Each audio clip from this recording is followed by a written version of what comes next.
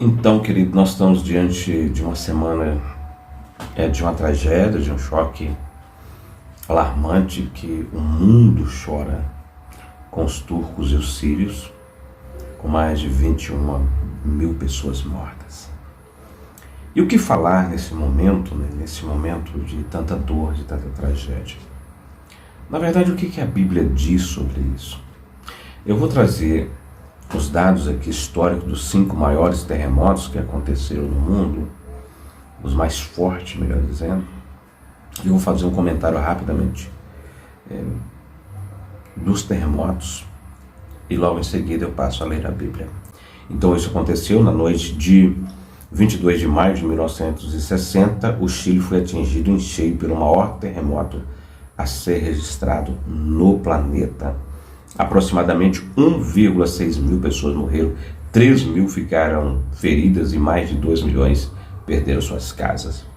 O prejuízo estimado para o Chile foi de 550 milhões de dólares, ou seja, noite de 22 de maio de 1960.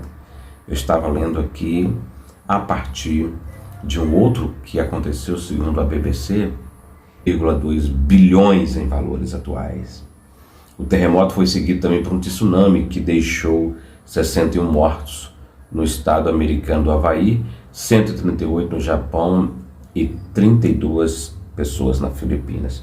O segundo maior terremoto que é registrado, maiores no mundo, foi o da Alasca, nos Estados Unidos, que tem a data de 28 de 5 de 1964, com uma magnitude também de 9,2 graus na escala Richter. O terremoto que foi seguido por tsunami tirou a vida de 131 pessoas e causou prejuízo da ordem de 2,3 bilhões de dólares, ou seja, 5,2 bilhões de reais. Os efeitos do tremor foram fortemente sentidos em várias cidades americanas. O terceiro maior da história mundial foi em Sumatra, na Indonésia, e ele tem a data de 26 de 12 de 2004. A magnitude dele também na escala Richter foi de 9,1 às 0 horas e 58 do dia 26 de dezembro de 2004, um terremoto de magnitude atingiu a costa oeste da ilha de Sumatra, na Indonésia.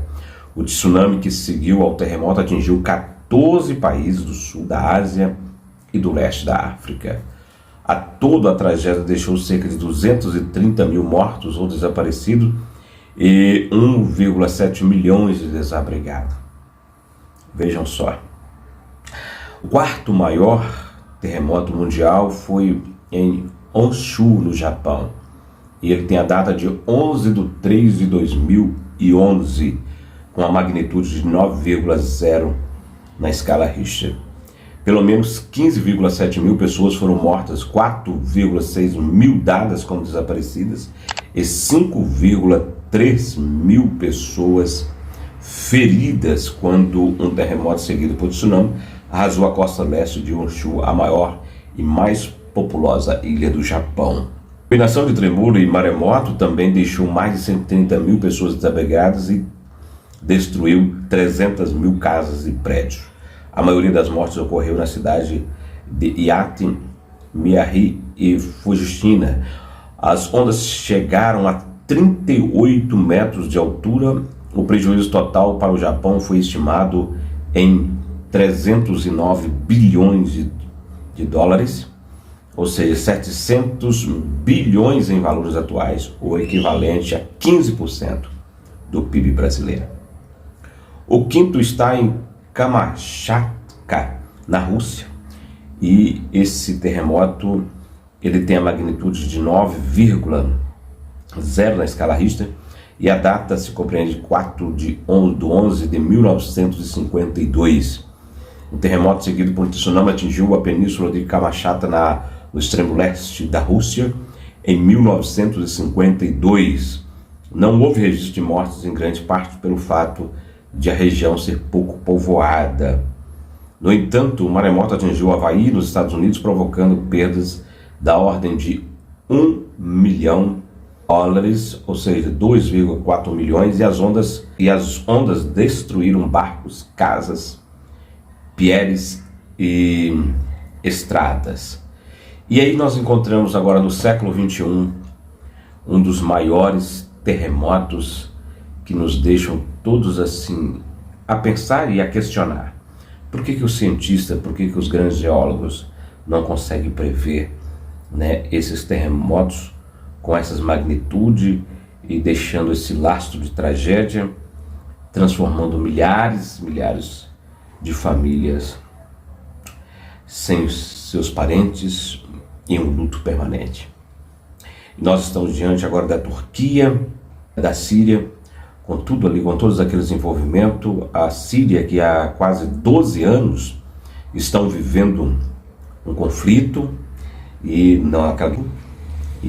nós observamos que agora vem esse terremoto e é de cortar o coração. E eu fico a te perguntar, e você que está do outro lado, e você que mora no Brasil?